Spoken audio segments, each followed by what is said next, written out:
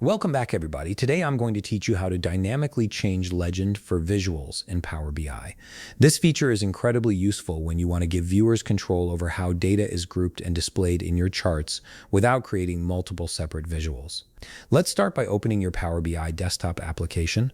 Once it's loaded and you're ready to work, look over to the right side of your screen where you'll find the visualization pane.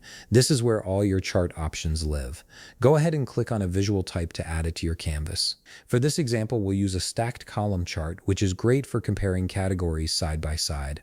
Now that you've added your visual, it's time to populate it with data. Drag the country field to the x-axis section. This will determine what appears along the bottom of your chart. Next, drag the sales field to the y-axis section. This sets up the height of your bars based on sales values. You should now see a basic chart taking shape on your canvas. With your basic chart in place, direct your attention to the top ribbon and click on Modeling. This tab contains powerful tools for creating custom calculations and parameters. From the Modeling ribbon, click on New Parameter, and from the drop-down menu that appears, select Fields. This is the key feature that will allow us to create dynamic legend options.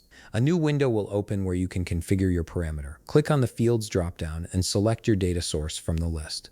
You'll now see all available fields from that source. Check the checkbox next to each field you want to include as a legend option. For this example, check COGS, Country, and Discount Band.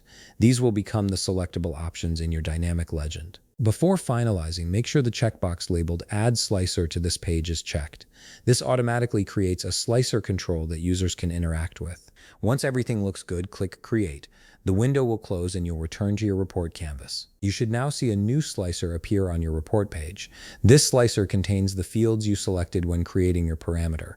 Now click on your chart visual to select it. Look over to the right side again, this time focusing on the data pane rather than visualizations. You'll see the parameter you just created listed there.